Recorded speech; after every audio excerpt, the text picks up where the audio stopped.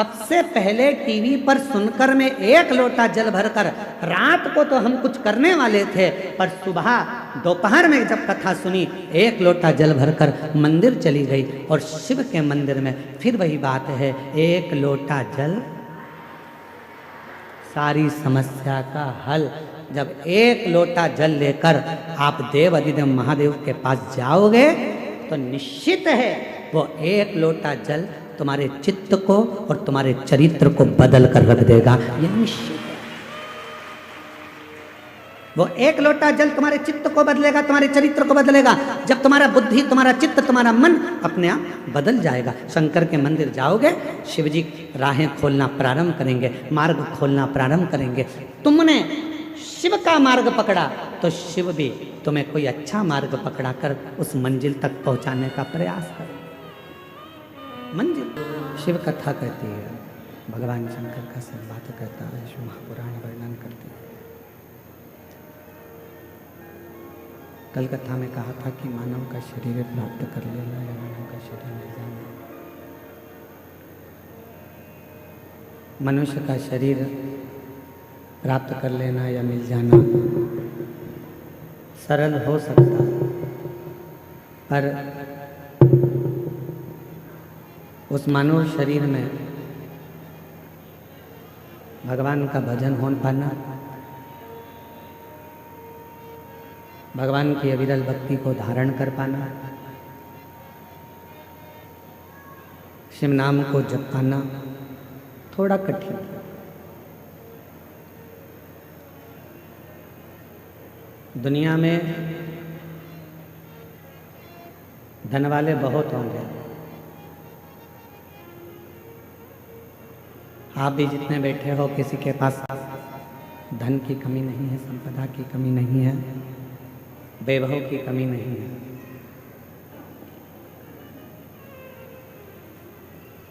दुनिया में गाड़ी वाले भी बहुत सारे होंगे जिनके पास गाड़ियां होंगी। दुनिया में बंगले वाले भी बहुत होंगे जिनके पास में बंगला होगा, वैभव होगा, बहुत प्रॉपर्टी होगी, जमीन होगी। गाड़ी वाले, रिक्शे वाले, धन वाले, संपदा वाले, वैभव वाले, बंगले वाले, जमीन वाले ढेरों होंगे, पर इस संपूर्ण दुनिया में पुण्य वाले बहुत कम होंगे, जिनके पास पुण्य होगा।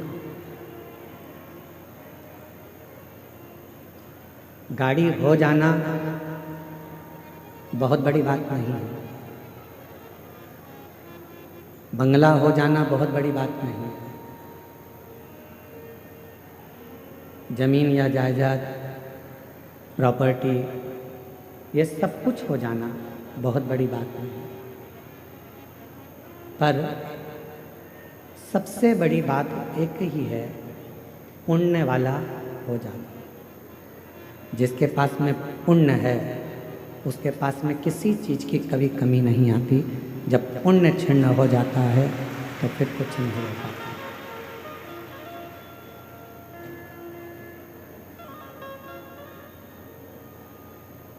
दुनिया की दृष्टि में लगता है कि जितने लोग कथा में आकर बैठे हैं,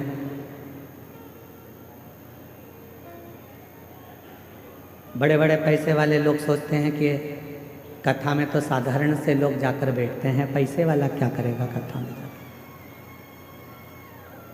धन वाला क्या करेगा पैसे कथा में जाकर।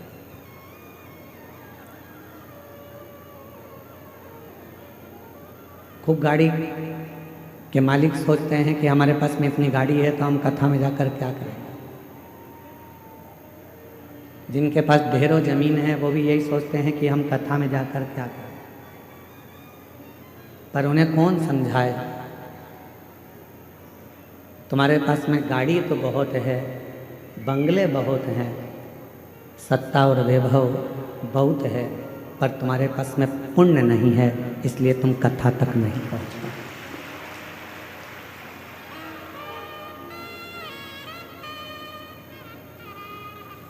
कथा तक शिव महापुराण की इस पवित्र कथा में बाबा वैद्यनाथ जी की पवित्र धरा पर भगवान शिव की इस पवित्र कथा में वही पहुंच पाता है जिसका पुण्य प्रबल हो गया, जिसका पुण्य प्रबल हो। वरना कठिन है कि आप कथा तक पहुंच पाओ।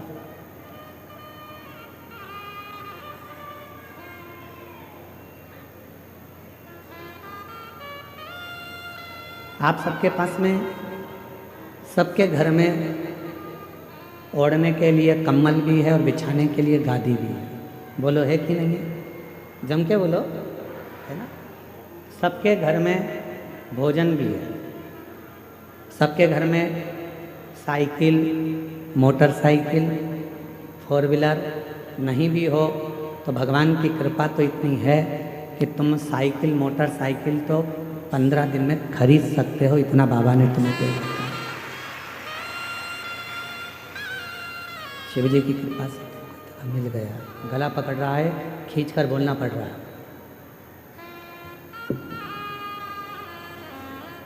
पंद्रह दिन में तुम मोटरसाइकिल भी खरीद सकते हो, वैभव भी तुम्हारे घर में सब है, गादी भी है, ओढ़ने का भी है, तकिया भी है, भोजन भी है, सब कुछ है। सारी वैभव सत्ता तुम्हारे घर में है।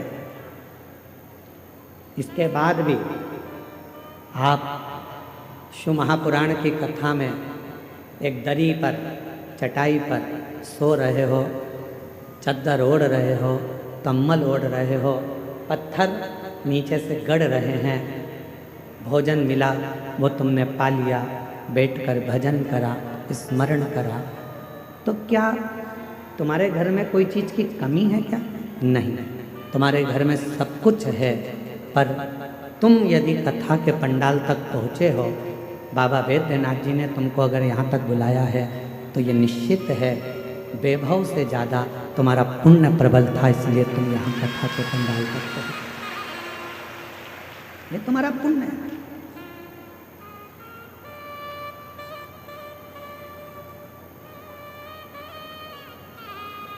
और जब तक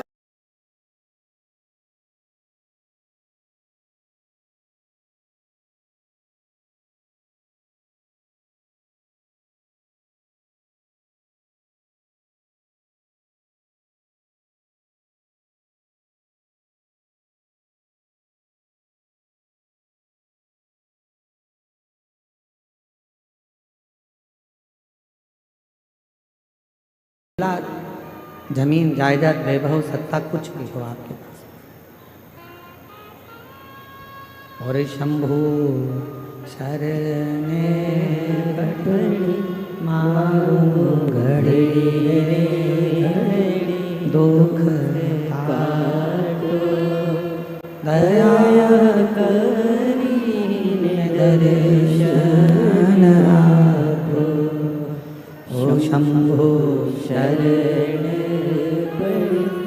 मांगो घड़ी रे घड़ी दुख काटो दया करीने दर्शन आपो। तो हो, गाड़ी तुम्हारे पास हो, बंगला तुम्हारे पास में हो, वैभव तुम्हारे पास में हो, सत्ता तुम्हारे पास में हो, तुम्हारे पास में जमीन हो, जायदाद हो, सब कुछ तुम्हारे पास में हो, पर इन सबसे ज़्यादा जरूरी है आपके पास में आपका पुण्य होना। पुण्य नहीं है तो फिर आपका वैभव, आपकी गाड़ी, आपका बंगला कैसे काम करना। जैसे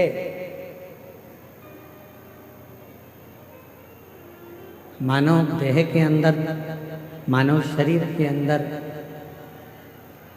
दया का होना जरूरी है, उसी तरह अपनी जिंदगी में थोड़ा सा पुण्य का होना जरूरी है।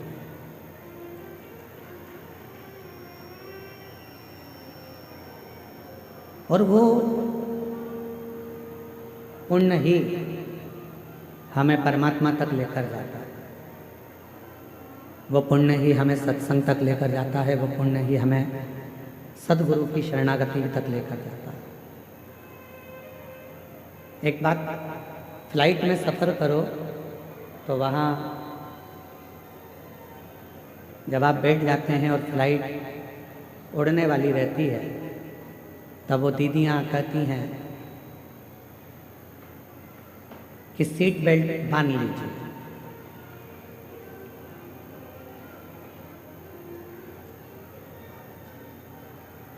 फिर वो कहती हैं कि जब ऑक्सीजन की कमी होगी, अपने आप ऑक्सीजन लेने के लिए कैप नीचे आएगा, आप उसको लगा लीजिए। पर दूसरे को सहायता देने से पहले उस ऑक्सीजन कैप को आपको लगाना पड़ेगा।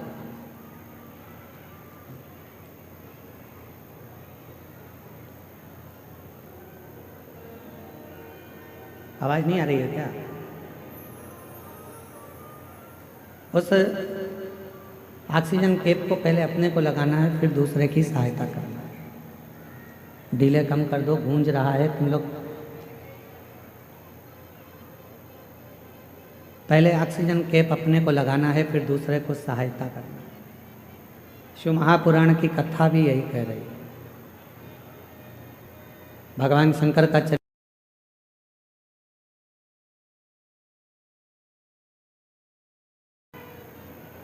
भगवान शिव के मंत्र जाप का उच्चारण करिए, श्री शिवाय नमस्तुभ्यं। पहले स्वयं भगवान के मंदिर में एक लोटा जल चढ़ाना प्रारंभ करिए, शिवलिंग तक पहुंचना प्रारंभ करिए। पहले स्वयं भगवान की अविरल भक्ति को प्राप्त करने का प्रयास करिए। पहले स्वयं शिव महापुराण की कथा तक पहुंचने का प्रयास करिए। फिर जब देव अधिदेव महादेव की शरणागति आपको मिल जाए, जब बाबा देव अधिदेव महादेव आपके दुखों को काट दें। हम तो यहाँ तक कहते हैं लोगों से कि आप सीहोर कुबेरेश्वर धाम आ रहे हो तो वहाँ ऐसे मत आओ। पहले आप अपने घर के पास में जो शंकर जी का मंदिर है वहाँ जल चढ़ाना प्रारंभ करो और बाबा से प्रार्थना करना चालू करो कि मेरा ये दुख काटो। जिस दिन बाबा तुम्हारा दुख काट दे, फिर उसके बाद तुम कुबेरेश्वर धाम आओ और बाबा का भजन करो। फिर आप आओ, बाबा का भजन करो, स्मरण करो, मंत्र जाप करो, नाम जाप करो।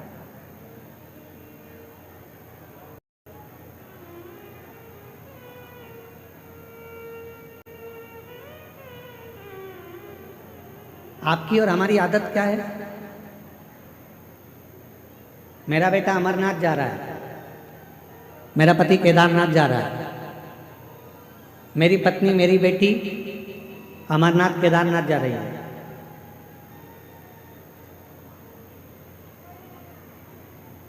फिर उस बेटा बेटी से पूछो, क्यों तुम अपने घर के पास में कभी नजदीक वाले शंकर जी के मंदिर गए हो? नहीं, हम कभी नहीं गए।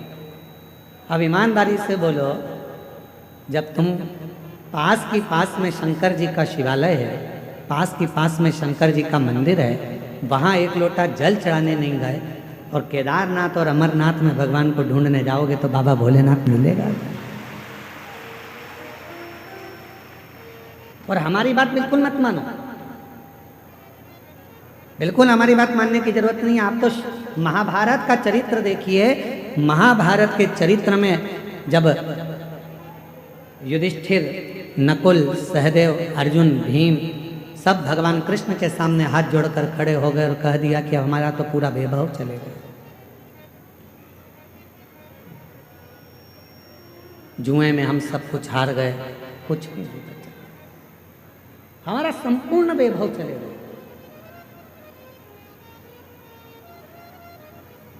जुए में हम सब कुछ हार चुके हैं, हमारे पास में कुछ नहीं, कुछ भी। इस पर्दे को खोल दो ना थोड़ा सा, तो लोग कम से कम पीछे से देख लेंगे, क्या दिक्कत है।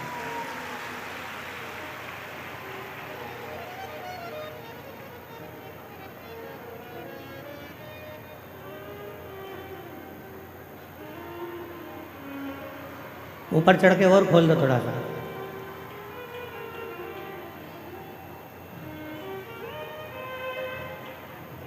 और निवेदन है कि वहाँ कोई खड़ा नहीं रहेगा, नीचे बैठ के सब सुनना और चुप रहकर सुनना।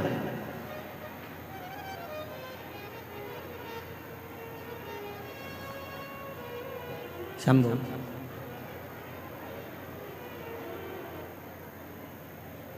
आप हमारी बात को ना मानकर आप तो महाभारत का चरित्र लेकर आओ। गीता प्रेस गोरखपुर के महाभारत का पूरा एक आनंदमय चरित्र को लेकर आइए और उस महाभारत के चरित्र को घर में बैठकर थोड़ा सा पढ़ो।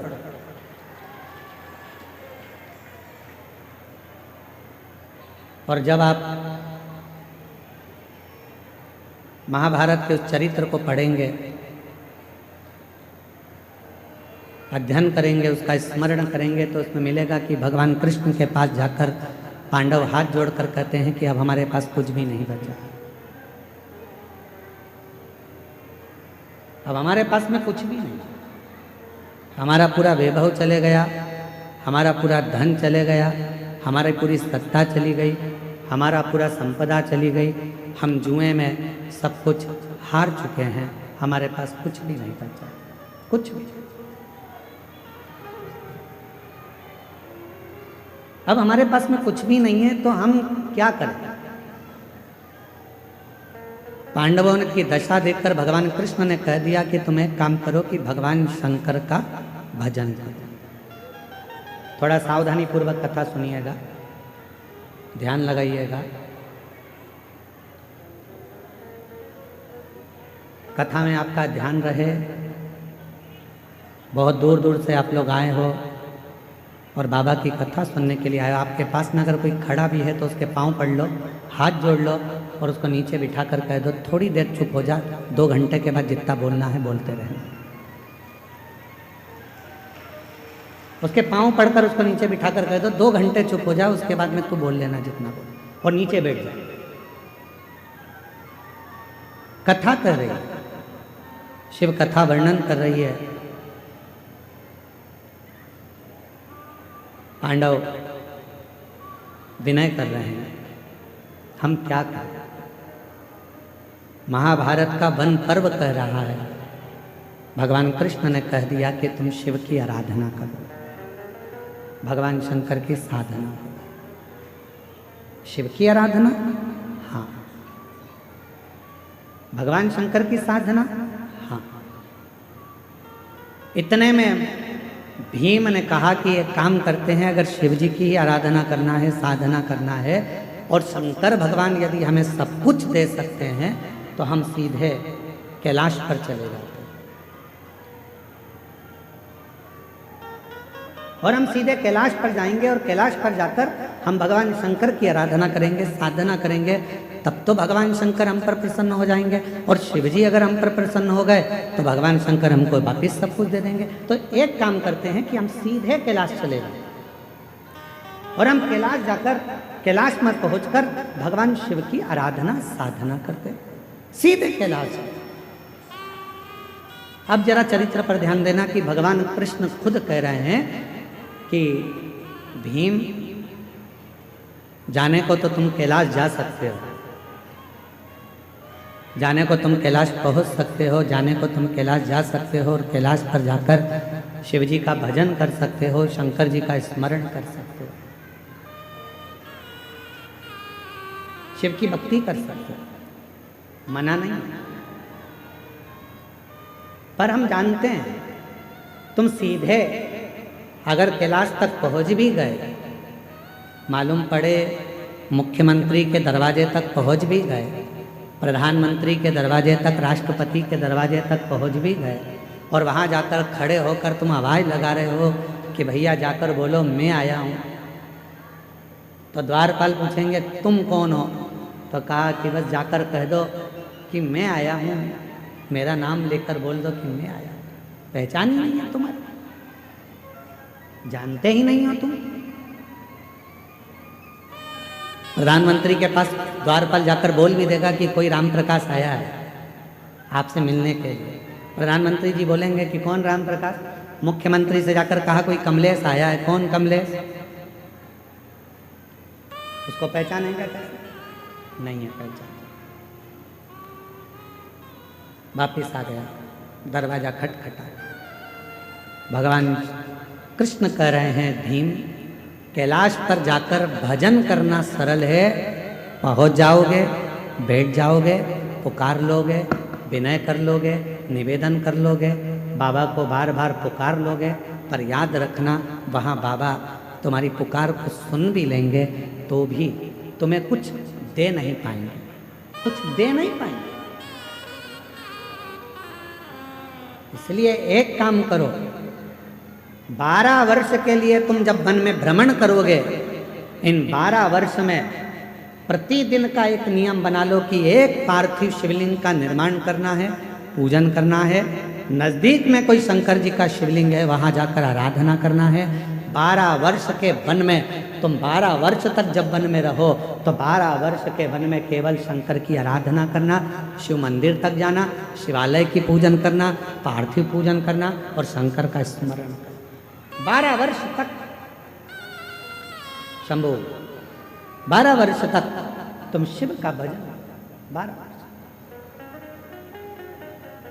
हम सीधे अगर कैलाश चले जाएं और कैलाश में जाकर अगर भगवान शंकर से मिले तो मिल जाएंगे, मिलेंगे, ऐसा नहीं कि नहीं, पर नहीं दे पाए, नहीं दे पाए। शिव महापुराण की कथा कहती है कि 12 वर्ष तक पांडवों ने भगवान शंकर की रोज प्रतिदिन शिवलिंग का निर्माण करा और पूजन करा। एक समय ऐसा आ गया कि भीम के मन में आया कि नियम सबने लिया है तो थोड़ी सी मैं जरा हंसी उड़ा लूं, और भीम ने क्या करा, एक पेड़ को काटकर उसकी जड़ को लिया, जड़ को गोल घुमाकर एक जगह पर रख दिया और अर्जुन से जाकर कह दिया कि ये शंकर का शिवलिंग है और तू पूजन कर। अर्जुन को नहीं मालूम था कि ये शंकर का शिवलिंग है या जड़ है, उसने तो शिवलिंग माना और अर्जुन ने शिवलिंग मानकर उसकी आराधना कर ली, साधना कर ली, जल चढ़ा लिया, पूजन कर ली, बेलपत्र चढ़ा दी, भक्ति कर ली, पंचाक्षर मंत्र का जाप कर लिया, षडाक्षर मंत्र बोल लिया, ओम नमः शिवाय बोल लिया, नमः शिवाय बोल लिया। अर्जुन ने बारंबार शिव जी को प्रणाम कर लिया, दंडवत कर लिया। थोड़ी देर बाद भीम आकर बोलता है, जिस शिवलिंग पर तुमने जल चढ़ाया अर्जुन, जिस शिवलिंग पर तुमने बेलपत्र चढ़ाया अर्जुन, जिस शिवलिंग को तुमने भोग लगाया अर्जुन, जिस शिवलिंग को तुमने नमः शिवाय कहा अर्जुन, जिस शिवलिंग को तुमने षडाक्षर मंत्र ओम नमः शिवाय का स्मरण जाप किया है, जिस शिवलिंग के सामने, ये शिवलिंग नहीं है अर्जुन, ये तो मैंने एक पेड़ की जड़ को उठाकर रख दिया था और ये शिवलिंग नहीं है। तुम चाहो तो मैं अभी इसको उठाकर दूर फेंक कर बता देता हूँ। इतने में अर्जुन ने कहा, भीम भले तुमने पेड़ की जड़ काट कर रखी हो, पर मेरा विश्वास करता है कि मैंने जल चढ़ाते समय इसको शंकर मान लिया तो ये वृक्ष की जड़ भी शंकर हो गई, ये वृक्ष की जड़ भी शंकर हो गई है, शिव हो गया है, इसमें शंकर का अंश विराजमान हो गया है, अब ये शिव हो गया, अब तुम इसे उठा नहीं सकते। भीम ने कहा, मैं लेकर आया हूं और यदि मैं लेकर आया हूं तो मैं इसको उठा सकता। अब भीम अर्जुन से कहता है, देखो मैं अभी उठाकर बताता हूं। भीम ने उस जड़ को उठाने का प्रयास करा, खूब प्रयास करा, पर वो जड़ तिल मात्र भी हिल ना सकी। तब भीम ने हाथ जोड़ लिए कि यहाँ शंकर विराजमान हो गए। शुभ भटक लो। शिव थोड़ी परीक्षा लेते हैं।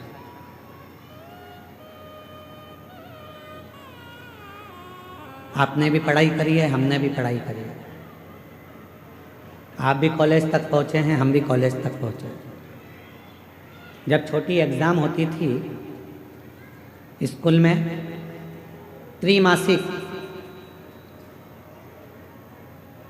3 महीने की, 6 मासिक, बोलो सही है, 6 महीने की, और इसके बाद 12 मासिक 12 महीने की एग्ज़ाम होती थी, परीक्षा होता था।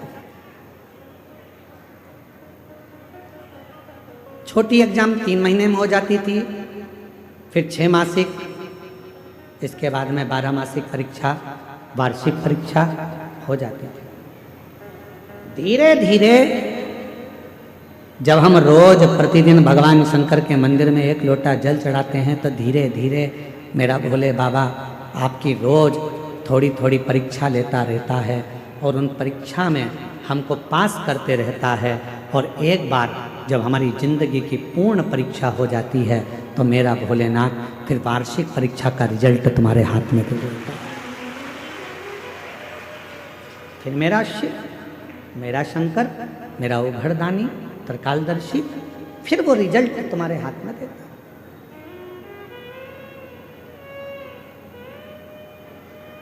अब आप डायरेक्ट अगर 12मासी परीक्षा में बैठ रहे हो तो हो सकता है सप्लीमेंट्री आ जाए। डायरेक्ट 12मासी की परीक्षा में बैठ रहे हो तो हो सकता है कि आप फेल हो जाए, सप्लीमेंट्री आ जाए। पर धीरे धीरे यदि आपने त्रिमासिक दी तो तुमको उसमें ये ज्ञात हो गया कि परीक्षा कैसे होती है, बैठना कैसे चाहिए, लिखना कितना चाहिए, कितने प्रश्न भरना चाहिए, कैसे क्वेश्चन आएंगे, उत्तर कैसे लिखना है। 6मासी परीक्षा में और सीख गए, 12मासी में तुम पूरा सीख गए और परीक्षा देकर उत्तीर्ण होकर तुम आगे बढ़ गए। शिव पुराण कह रही है।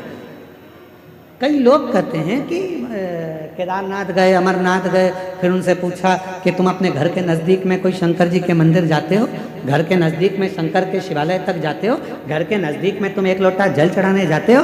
तो कहा नहीं, हम सीधे अमरनाथ आए हैं, हम सीधे केदारनाथ आए हैं। तो याद रखना, तुम जा जरूर जाए, तुम पहुँच जरूर रहे हो, पर मेरा भोले बाबा वहाँ तुम्हें मिलने वाला नहीं है। तुम मात्र वहाँ तक जाओगे, दर्शन करोगे, आ जाओगे, प्राप्ति।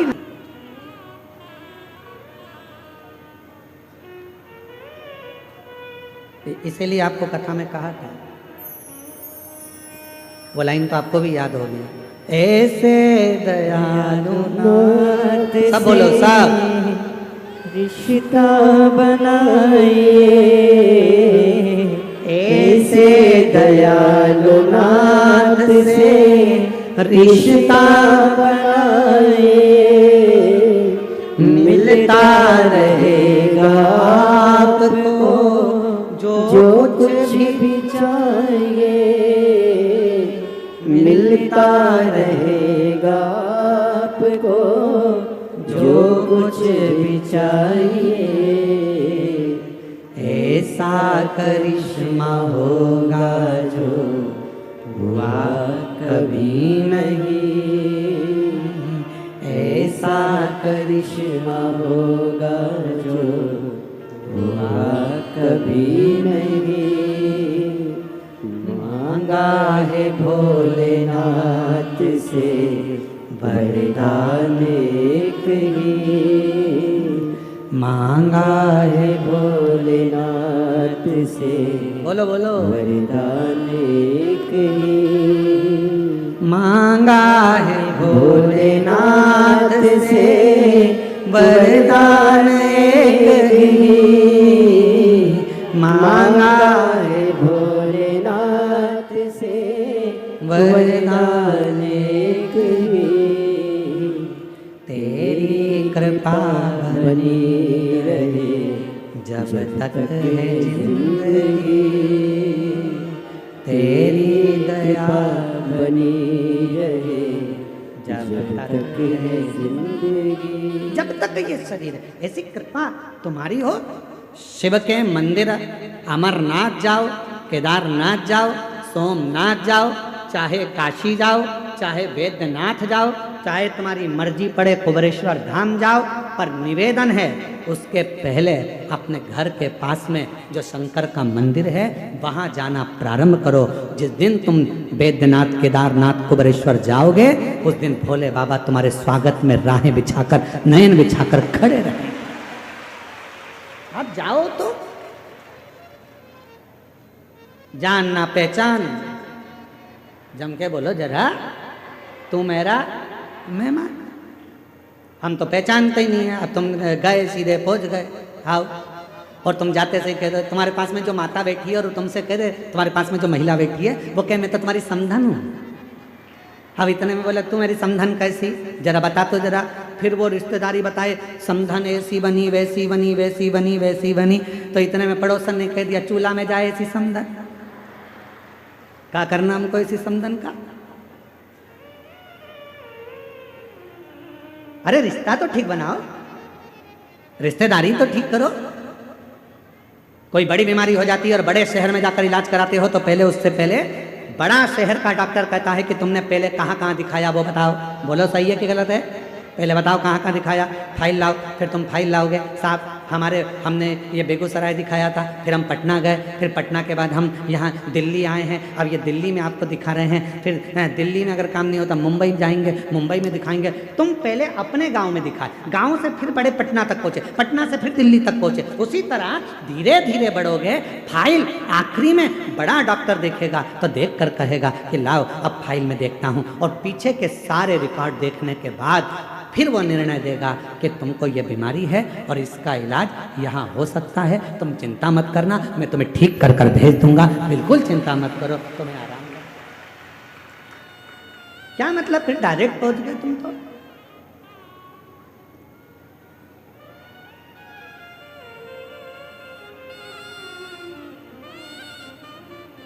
बिहार के कितने लोग बैठे हैं, बिहार के हाथ उठाओ जरा। वो धर लो दादा, धर लो, वापिस धर लो, तुम तो सब वापिस वापिस। झारखंड के कितने बैठे, जरा हाथ उठाओ। अरे तुम भी रख लो, नीचे रख लो, तुम धरो नीचे, वापिस वापिस। अच्छा ये बात बताओ कि चुनाव करके डायरेक्ट आ गए हो क्या? अब वोटिंग डाले और चल दिए यहाँ। अब वोट डाला आप लोगों ने, सबने डाला वोट, तो आधार कार्ड लेके डायरेक्ट मशीन पे पहुंच गए क्या? जम के तो बोलो नहीं।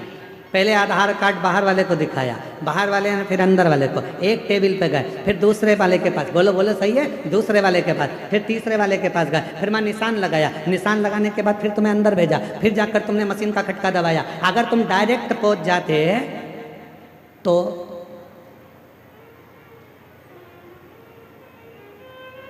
बोलो बोलो बोलो, तेरा क्या होगा कालिया? डायरेक्ट पहुंच जाते तो फिर क्या होता? 1 महीने तक तुम्हें छोड़ा नहीं जाता, बंद करके धर दिया जाता, छोड़ते नहीं। इसलिए धीरे धीरे गए, यहाँ दिखाया अंदर प्रवेश, टेबल पे दिखाया, रजिस्टर पे चढ़ा, फिर वहाँ गए, फिर उसने टिक लगाया, फिर आगे गए, फिर तुम्हारा चेहरा मिलाया, फिर इसके बाद उसने शाही लगाई, फिर जाकर तुम्हारे निशान लगने के बाद तुमने बटन दबाई। उसी तरह सबसे पहले अपने घर के पास के शिवलिंग पर जल चढ़ाना प्रारंभ करो, फिर बाबा धीरे धीरे तुमको आगे बढ़ाता जाएगा, और एक दिन मेरा केदारनाथ, मेरा बैद्यनाथ, मेरा विश्वनाथ तुम्हें बुलाता जाएगा, फिर बुला। आइए बहन,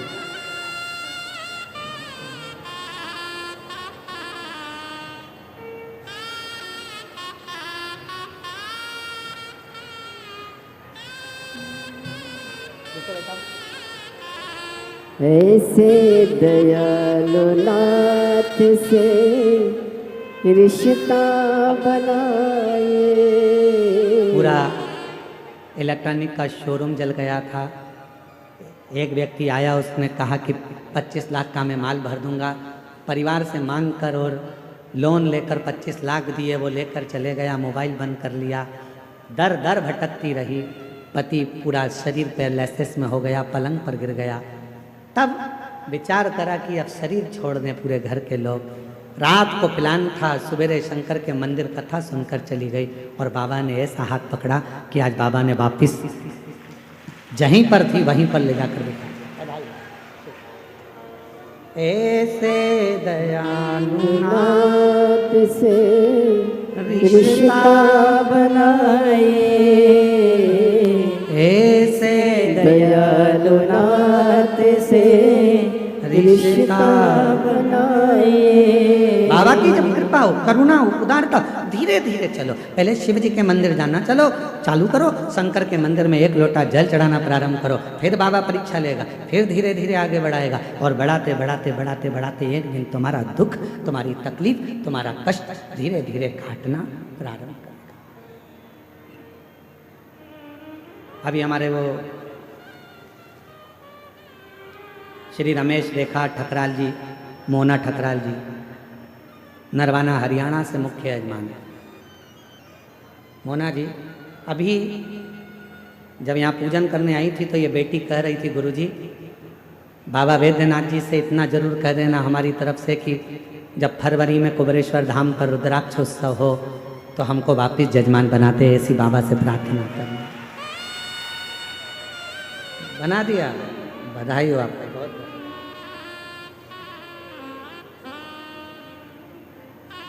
ऐसी शिव से प्रार्थना वो कराए, धीरे धीरे बढ़िए, धीरे भजन करते करते, भगवान का मंत्र जाप करते करते, नाम जाप करते हुए, स्मरण करते हुए आगे बढ़ो, सीधे नहीं। भीम ने तो ये सोच लिया था कि मैं कैलाश जाऊंगा, भगवान शंकर की आराधना करूंगा, शिव जी से आराधना कर कर मेरा खोया हुआ जितना राज्य है, जो खोया हुई संपदा है, जो मेरा पूरा राज्य चले गया, सब कुछ खो गया, उसको मैं वापस प्राप्त कर लूंगा। पर नहीं, नहीं, भगवान कृष्ण ने कहा ऐसा मत करो, रोज पार्थिव पूजन करो, रोज शिव जी के मंदिर में एक लोटा जल चढ़ाओ, रोज शंकर का भजन करो, रोज। हम क्यों कहते हैं कि अपने घर के दरवाजे पर श्री शिवाय नमस्तुभ्यम लिख दो, अपने घर के दरवाजे पर एक स्टिकर ले जाकर चिपका दो, गाड़ी पर एक स्टिकर चिपका दो श्री शिवाय नमस्तुभ्यम का, दरवाजे पर चिपका दो। क्यों? जब कोई दुख की खबर आ रही होगी, कोई तकलीफ की खबर आ रही होगी, जो खबर देने वाला होगा सामने खड़ा होगा, दरवाजा बंद होगा, जितनी देर खड़ा रहेगा, ऊपर लिखा हुआ श्री शिवाय नमस्तुभ्यम पड़ेगा। जब आप दरवाजा खोलोगे तो वो दुख की खबर भी अच्छी खबर में बदल जाएगी और आपके जीवन में खुशी।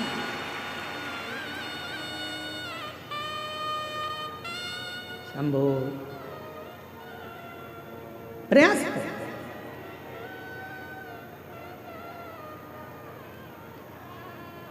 जब आप भजन करें, स्मरण करें, मंत्र जाप करें, नाम जाप करें, नाम कीर्तन करें, जब आप श्री शिवाय नमस्तुभ्यम मुख से बोलें तो ये विचार करें कि हमें धीरे धीरे बढ़ना है, धीरे धीरे। कितना तप किया था माता पार्वती जी ने? सब कुछ छोड़ दिया था,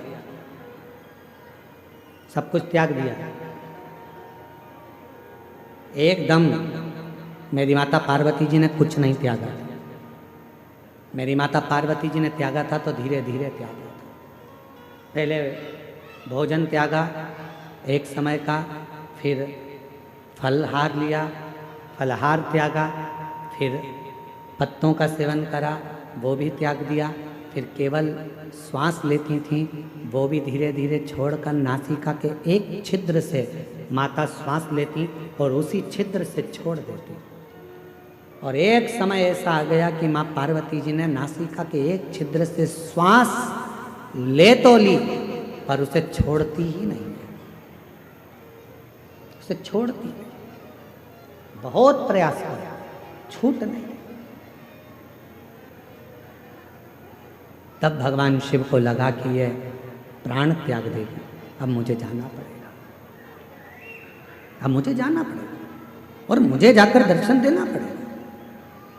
इसलिए शिव महापुराण की कथा कहती है, शंकर भगवान पर जल चढ़ाने वाला, शिव के मंदिर जाने वाला, शंकर की कथा श्रवण करने वाले को भगवान देवाधिदेव महादेव उसके चित्त और उसके चरित्र को शुद्ध कर देते हैं। और जिसका चित्त और चरित्र दोनों शुद्ध हो जाता है, फिर देवाधिदेव महादेव मिलने में देरी नहीं करते। मेरे ओघड़दानी मिलते जरूर हैं जब चित्त और चरित्र श्रेष्ठ हो गए।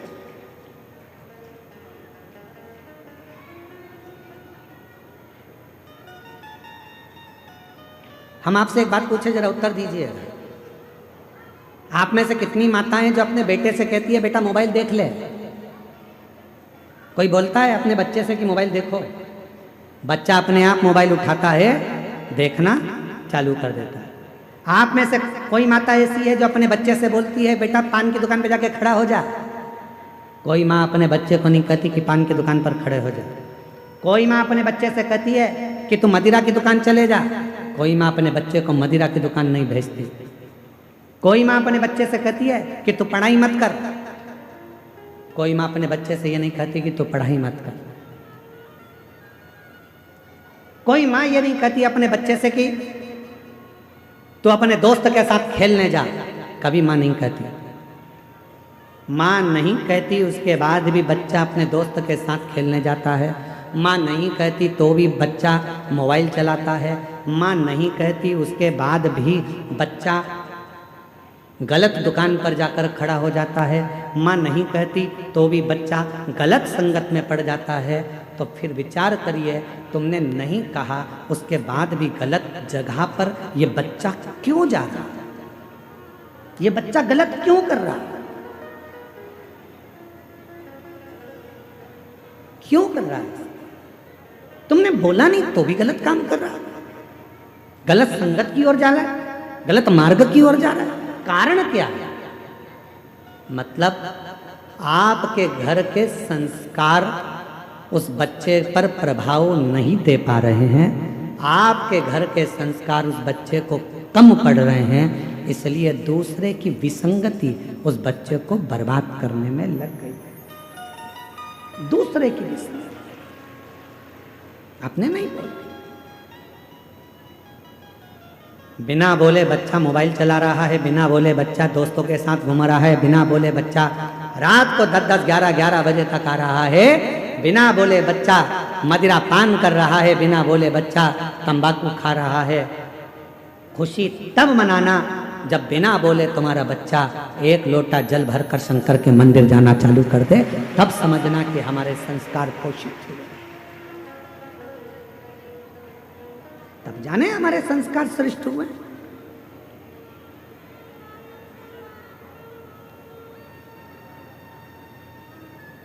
अभी दीदी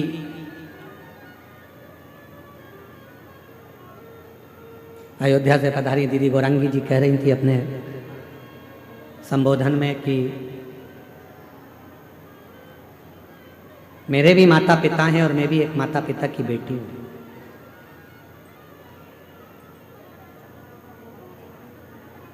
और दीदी कह रही थी कि सियोर वाले महाराज जी कहते हैं कि अपनी प्रत्येक बेटी को अपने माँ बाप को कन्यादान का मौका देना चाहिए। मैं दीदी से कहना चाहूँगा ये कन्यादान का मौका कब मिलेगा? जब माता पिता अपनी बेटी को श्रेष्ठ संस्कार देना प्रारंभ करेंगे तो वो कन्यादान का मौका अवश्य देंगे। हम मना नहीं करेंगे कि आप खूब अच्छे कॉलेज में बेटियों को पढ़ाओ, हमारी दिली तमन्ना होती है, हमारी खुद की इच्छा होती है कि अच्छे कॉलेज में बेटी पढ़े, अच्छी एजुकेशन करे, बड़े से बड़े शहर में रहे, सब कुछ अच्छी नौकरी करे, अच्छी जॉब करे। पर मेरा बेटियों से निवेदन है, इस संसार सागर में बहुत लोग मिलेंगे, पर तुम्हारे माता पिता जैसा दुनिया में कोई नहीं मिलेगा जो तेरे लिए हमेशा हित ही चाहते हैं, अहित नहीं। सब मिलेंगे, कोई अपना फायदा। अभी जैसे वो बहन ने लिखा, एक व्यक्ति आया कि तुम्हारी दुकान जल गई, तुम 25 लाख रुपए दे दो मेरे को, मैं तुम्हारी दुकान में माल मंगवा कर भेज दूंगा। पति तो पहले से में पड़े सो तो कहाँ करे, 25 लाख ले गया, मोबाइल बंद कर कर। ऐसे ढेर मिलेंगे जो तुम्हारा केवल उपयोग करेंगे, थोड़ा धन दिखाएंगे, थोड़ा शरीर दिखाएंगे, थोड़ा वैभव दिखाएंगे और तुम्हें गलत संगति में विकृतियों में लेकर जाएंगे। और एक दिन जब पूर्ण तरह से तुम उसके चुंगल में आ गए, फिर वो तुम्हें बर्बाद कर कर एक दिन मार कर टुकड़े कर कर अटैची में भर कर फेंक देंगे। बहुत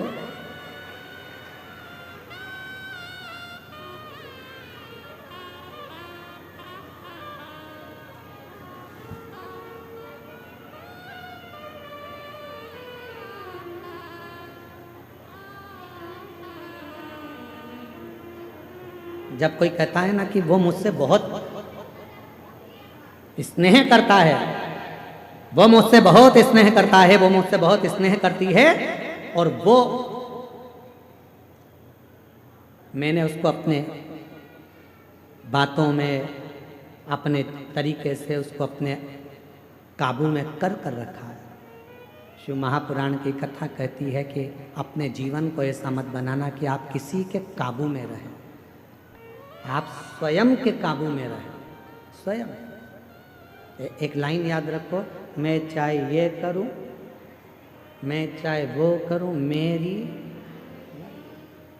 कोई तुमसे कहे कि मंदिर मत जाओ, मुझे पैदा करने वाले मेरे माँ बाप हैं, मुझे पढ़ाने वाले मेरे माँ बाप हैं। कोई तुमसे कहे कि तुम मंदिर मत जाओ, कोई तुमसे कहे शिव पुराण में मत जाओ, कोई तुमसे कहे शंकर का भजन मत करो, कोई तुमसे कहे बाबा बैद्यनाथ का दर्शन करने मत जाओ, कोई तुमसे कहे कहाँ इनके चक्कर में पड़ी हो, क्यों बाबा उनके चक्कर में पड़ी हो, क्यों कथावाचकों के चक्कर में पड़ी हो, क्यों सियोर वाले महाराज के चक्कर में पड़ी हो, क्यों शंकर के मंदिर में जा रही हो, क्यों पशुपति व्रत कर रही हो, क्यों दरवाजे पर श्री शिवाय नमस्तुभ्यम लगा रही हो। मोहल्ले के लोग, दुनिया के लोग, रिश्तेदार लोग यदि तुम्हारे पास आकर तुम्हें इस तरह का ज्ञान दे तो उनके हाथ जोड़कर कहना मुझे जन्म देने वाले तुम नहीं हो, मुझे पढ़ाने वाले तुम नहीं हो, मेरी परवरिश करने वाले तुम नहीं हो, मैं मेरे माँ बाप का खाती हूँ, अपने विचार से जीती हूँ, मैं किसी की सुनती नहीं। क्यों सुने हम, क्यों विचार करें?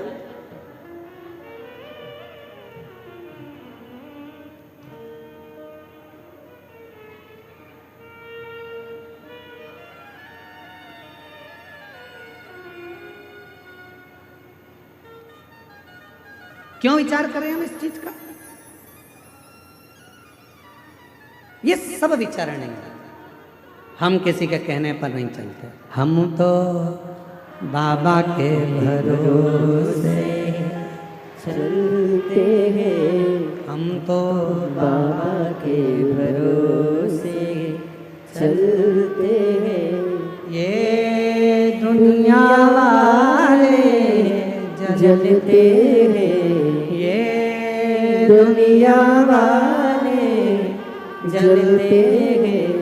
हम तो बाबा के भरोसे चलते हैं, हम तो बाबा के भरोसे चलते हैं। डमरू वाले के भरोसे चलते हैं, काशी वाले के भरोसे चलते हैं। देवघर वाले के भरोसे चलते। महीने की जो शिवरात्रि आती है, मासिक शिवरात्रि, इस मार्गशीर्ष मास की मासिक शिवरात्रि आज सोम प्रदोष है, कल 18 तारीख को कल मासिक शिवरात्रि हो जाएगी, और परसों के दिन 19 तारीख को जो हमारी कथा की शिवरात्रि होती है, छठे दिन की, जिस दिन लोग बाबा से अपने मन का भाव कहने आते हैं, रात भर कीर्तन कर कर फिर समापन वाले दिन सुबह 8 बजे कथा सुनकर अपने अपने घर की ओर जाते हैं। ऐसी 19 तारीख को कथा की शिवरात्रि रहेगी। कितने किस्मत वाले हैं आप सब कि मार्गशीर्ष मास की पहला प्रदोष आज आपको बाबा से प्रार्थना करने का मौका मिला। कल महीने की शिवरात्रि है मार्गशीर्ष मास की, बाबा की बड़ी कृपा है जो आप कथा में बैठकर बाबा से प्रार्थना करोगे। और परसों कथा की शिवरात्रि है छठे दिन की, जिसमें आप बाबा से अपने दिल की बात कहकर झोली पसार कर बाबा से विनय कर कर जाए। हृदय से बाबा को अपने मन का भाव कहेंगे, सभी दिल से साथ में बोलेंगे, हृदय से बाबा को पुकारेंगे। आज सोम प्रदोष है, सोमवार का दिन और प्रदोष, और बाबा की बड़ी कृपा जो देवघर की ये पवित्र भूमि माँ 51 शक्तिपीठ में से एक शक्तिपीठ बाबा वैद्यनाथ की धरा। साथ में सब प्रार्थना करिए, विनय करिए।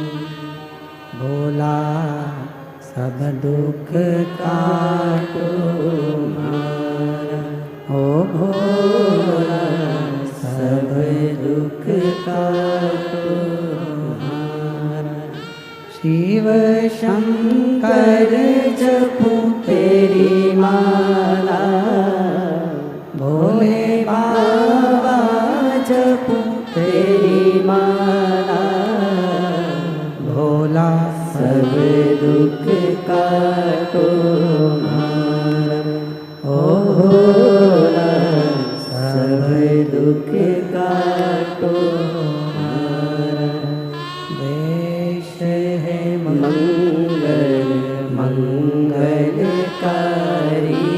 देश है मंगल मंगलकारी शमशान वासी हमारा शमशान वासी हमारा ओ भोला सब दुख काटो हमारा ओ भोला सब दुख काटो हमारा।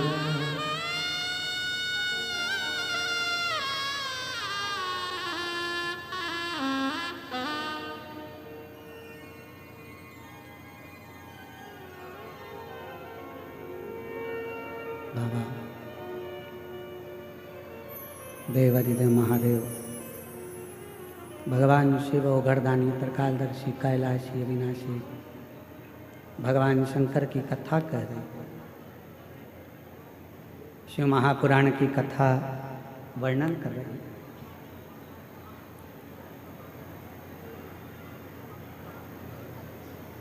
धीरे धीरे चढ़कर सीढ़ियों पे से आगे बढ़े, बाबा के मंदिर जाकर एक बड़ा सुंदर शिव परीक्षा हो गई। अभी आपको कथा में कहा जैसे 3 महीने की परीक्षा होती है, 6 महीने की परीक्षा होती है, फिर वार्षिक परीक्षा होती है, उसी तरह बाबा परीक्षा जरूर लेते हैं। जब आप भगवान शंकर के मंदिर जाना चालू कर देंगे, शिव जी को जल चढ़ाना प्रारंभ कर देंगे, शंकर का भजन करना प्रारंभ कर देंगे, श्री शिवाय नमस्तुभ्यम बोलना प्रारंभ कर देंगे, तो धीरे धीरे बाबा परीक्षा लेकर हमारे को पास करना प्रारंभ कर देंगे। पास एक कथा आती है शिव महापुराण में, राजा भद्रायु। एक राजा भद्रायु हुए जिनके माता पिता भगवान शंकर के परम भगत थे, पर पूर्व के कर्म के अनुसार माता के भी प्राण चले गए और सब कुछ नष्ट हो गया। कोई पूर्व का कर्म हमारा होता है जिसके कारण बस मिलता तो बहुत है, परंतु हम उसको सत मार्ग में नहीं लगा पाते और जिसके कारण बस हमारा धन गलत मार्ग की ओर चला जाता है, पूर्व के कर्म के अनुसार। और कभी कभी ऐसा होता है कि कोई अच्छा कर्म हमारी जिंदगी का होता है जिस कर्म के कारण बस हमारा जीवन सार्थक हो जाता है, सरल हो जाता है। एक कथा आती है राजा भद्रायु की। राजा भद्रायु ने भगवान शिव की आराधना करी, साधना करी, क्योंकि माता पिता के जो संस्कार थे वो राजा भद्रायु के पास में थे। और हम निवेदन करें आप सबसे कि बच्चों को कार भले ना दिलाओ, पर बच्चों को संस्कार जरूर दिलाओ। हो सकता है कि कार दिलाओगे और एक दिन बच्चा बेच कर खा जाए, वो कार तुम्हारी समाप्त हो जाए, पर निवेदन है यदि श्रेष्ठ संस्कार बच्चे में होंगे तो वो हमारे जीवन को सार्थक जरूर करें। श्रेष्ठ संस्कार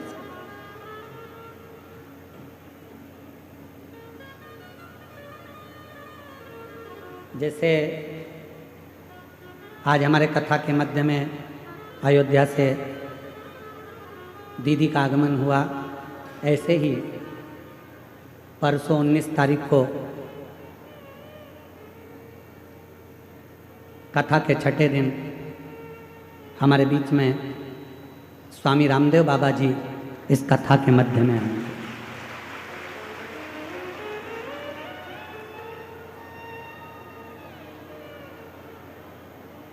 परसों 19 तारीख को स्वामी रामदेव बाबा जी कथा के बीच में आएंगे। साथ ही आस्था चैनल के सीईओ माननीय प्रमोद जोशी जी साथ में आएंगे और स्वामी जी के ही कार्य को निरंतर रूपांतरित करने वाले, जिन्होंने इस देवघर की कथा को बहुत सभी से मिलकर साध कर इस कथा को देवघर में अग्रण्य भाव में करवाया, ऐसे एस के तिजारा वाला जी वो भी इस पवित्र कथा में पहुँचेंगे और बाबा की इस नगरी में संतों का एक आनंद इस कथा का रसतत्व ग्रहण करेंगे। तो ये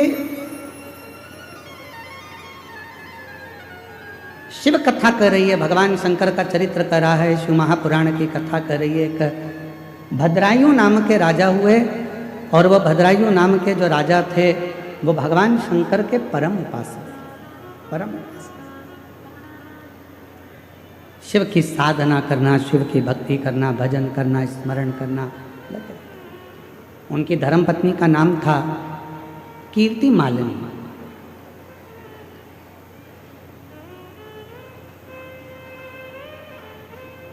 भद्रायु जैसे थे वैसे ही कीर्ति मालिनी भी थी, वैसी ही कीर्ति मालिनी। भद्रायु जितना भजन करते थे उतनी ही कीर्ति मालिनी भजन करती। राजा भद्रायु जितनी साधना करते थे उतनी ही कीर्ति मालिनी साधना करती।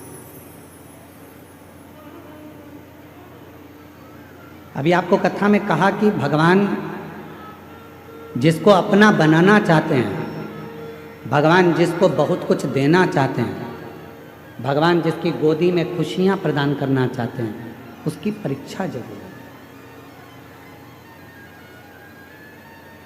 भगवान उसकी परीक्षा लिए बगैर नहीं रहते, परीक्षा जरूर लेते। और बाबा देव अधिदेव महादेव ने परीक्षा ली। किसके कहने पर?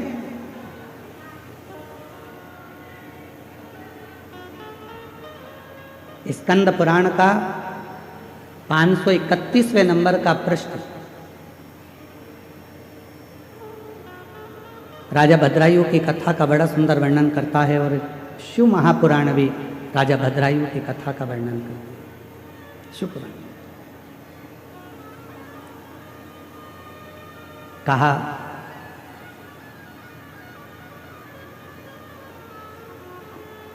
एक बार माँ जगतजननी जगदम्बा अम्बा भवानी माँ पार्वती जी अपनी 2 सहेलियों के साथ जा रही थी।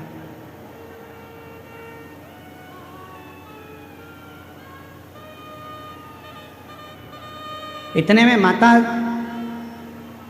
पार्वती जी ने राजा भद्रायु की पत्नी को कीर्ति मालिनी को देखा और राजा भद्रायु की पत्नी जब कीर्ति मालिनी दिखी, जहां शंकर भगवान का शिवलिंग था, जहां देवाधिदेव महादेव विराजमान थे, उस शिवलिंग के ठीक सामने जहां नंदी विराजमान था, उस नंदी के पीछे का जो चौबारा था, उस चौबारे को कीर्ति मालिनी साफ कर रही थी।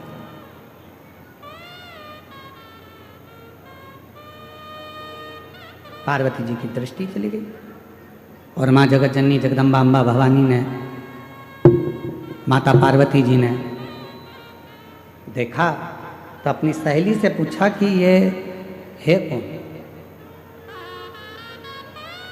कौन है ये जो भगवान शंकर के मंदिर में पोछा लगा रही है, झाड़ू लगा रही है, सेवा कर रही है, आखिर ये है कौन? पार्वती जी की सहेली के मुख से निकल गया, ये राजा भद्रायु की पत्नी कीर्ति मालिनी। राजा भद्रायु, हाँ, शिव का परम उपासक है। भगवान शंकर की अविरल भक्ति को वो धारण करता है, शिव जी का भजन करता है, शिव नाम में डूबा रहता है, भगवान शंकर के सिवाय उसका मन कहीं लगता ही नहीं है। शिव शिव शिव शिव दिन रात रटता रहता है, दिन रात। ऐसा कोई क्षण नहीं जाता जिस क्षण में वो भगवान शंकर का भजन ना करता। प्रत्येक क्षण, प्रत्येक पल, प्रत्येक घड़ी वो शिव भक्ति में डूबा है। यहां तक नाम जप इतना ज्यादा करता है कि सिर भी नहीं। वो एक श्रीमद् भागवत में एक उद्धव संवाद में एक लाइन आती है, महाराज सर झुकाने की फुर्सत नहीं है, ऐसी एक लाइन उद्धव चरित्र में कथाकार बड़ी सुंदर उसको गाते हैं। यहाँ दम दम होती है पूजा, सर झुकाने की फुर्सत नहीं है, ये तो प्रेम की बात है। धीरे आ रहा है। सर झुकाने की फुर्सत नहीं है, ये तो प्रेम की बात है। उठो बंदगी तेरे बस की नहीं है। बस उसी तरह राजा भद्रायु का चरित्र कह रहा है, उसी तरह भद्रायु का चरित्र वर्णन कर रहा है। शीश भी नहीं झुकाता भद्रायु, शिव नाम में लगा रहता है, भगवान शंकर के भक्ति में लगा रहता है, भगवान शंकर के मंत्र जाप में लगा रहता है। पार्वती जी ने पूछा भद्रायु कौन? सखी ने कहा शंकर का भक्त। और एक लाइन सखी ने और कह दी पार्वती जी से कि तुम्हारी भक्ति भद्रायु की भक्ति के आगे तो शून्य है। जो भद्रायु भक्ति करता है उसके आगे पार्वती तुम्हारी भक्ति शून्य है।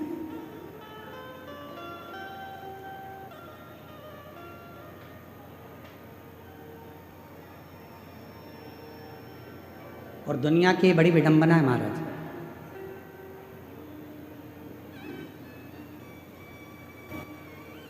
संसार में जितने भजन करने वाले होते हैं, जितना भक्ति करने वाले होते हैं, जितना मंत्र जाप करने वाले होते हैं, स्मरण करने वाले होते हैं, नाम कीर्तन करने वाले होते हैं, इनकी निंदा करने वाले 1000 गुना ज़्यादा होते हैं, 1000 गुना ज़्यादा। आप जितना जितना सत्कर्म में आगे बढ़ोगे उतने तुम्हारे निंदक बढ़ते चले। पर अपने को नहीं डरना, आग लगे बस्ती में क्या किसको रोइए, हम तो बाबा के भरोसे। फिर कुछ भी हो अपने को टेंशन। अब भद्रायु भजन करने वाला, भद्रायु राजा भगवान की भक्ति करने वाला, और पार्वती जी की दृष्टि पड़ गई और पार्वती जी की सहेली ने कह दिया तुम्हारी भक्ति राजा भद्रायु के आगे तो शून्य है, शून्य। अब जब इतनी बड़ी बात पार्वती जी को मिलेगी तो पार्वती जी का तो हृदय जल गया। पार्वती जी ने कहा ऐसा होता है क्या? मैंने कहा शिव जी की भक्ति को धारण करा है, शंकर की भक्ति को मैंने किया है और मैंने शिव जी को प्राप्त करा है। मेरी भक्ति के आगे क्या भद्रायु की भक्ति श्रेष्ठ है? पार्वती जी अपने घर चली गई। मौन होकर आज माता पार्वती बैठ गई, चुप, कुछ नहीं बोली। श्री गणेश जी का आगमन हुआ और गणेश जी ने पूछ लिया माँ 3 दिन से देख रहा हूं आपको माता, आप मौन हो, कुछ बोलती नहीं, क्या बात है? गणेश जी ने जैसे ही कहा तो माता बोली कि मैंने सुना है कि भद्रायु राजा की शिव भक्ति बड़ी प्रबल है। इतने में तो माँ ने कहा था और गणेश जी ने पूरा चिट्ठा खोल दिया। अरे मैया, राजा भद्रायु तो भद्रायु जी की जो धर्मपत्नी है कीर्ति मालिनी, वो इतनी बड़ी शंकर की उपासक है कि अगर शिव कह दें तो वो प्राण त्याग दें, इतनी बड़ी उपासक। अब तो माता के मन में आया कि सहेली कह रही थी, मतलब बात सत्य हो गई।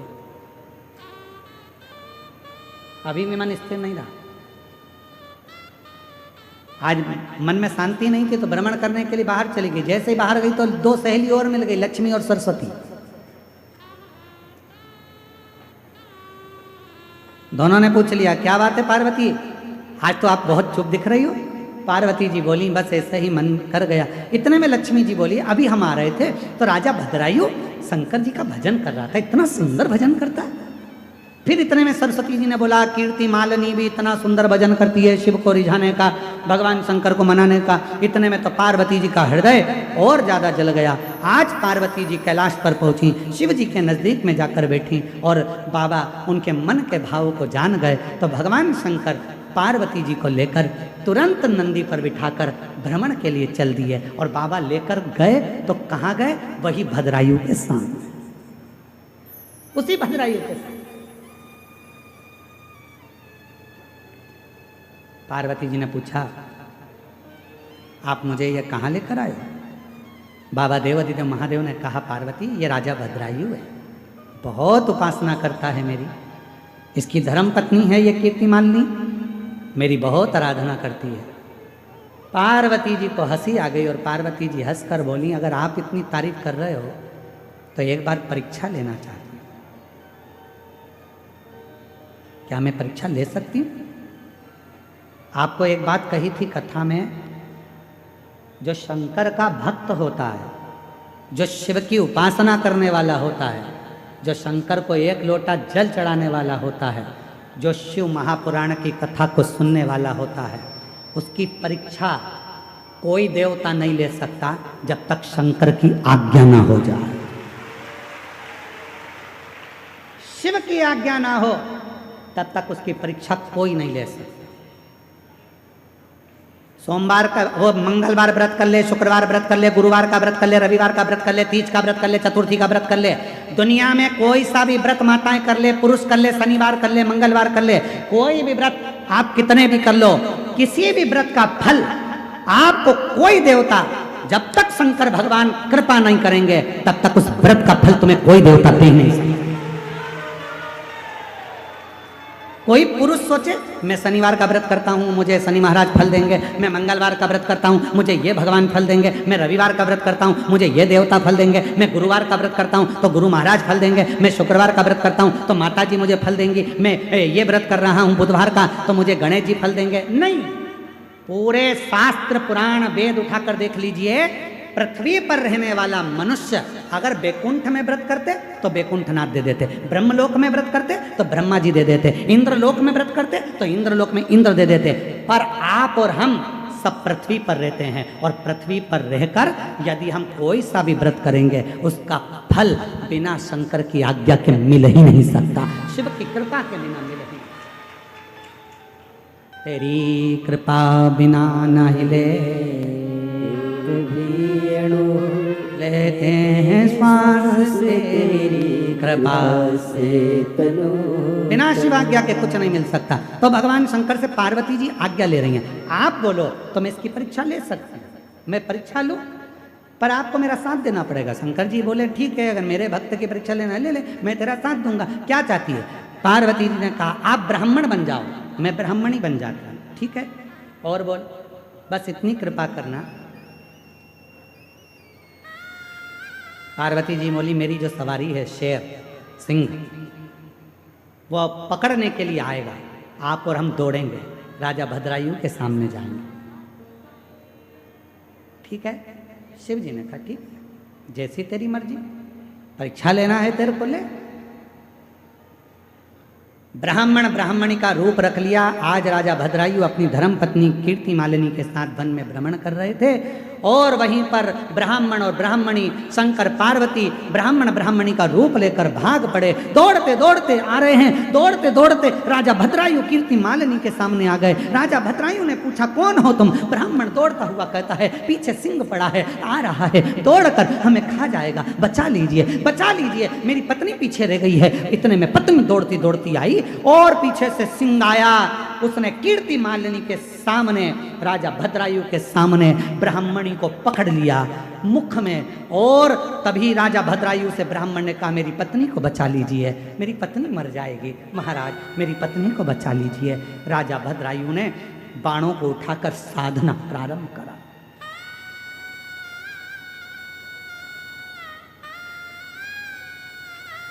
और राजा भद्रायु ने जैसे बाण चलाना प्रारंभ करा, बाणों पर बाण चलाता रहा, सिंह को कोई असर नहीं हुआ।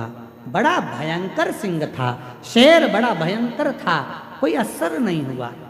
तब आखिरी में वो शेर ब्राह्मणी को मुंह में पकड़कर घसीटता घसीटता जंगल में ले गया।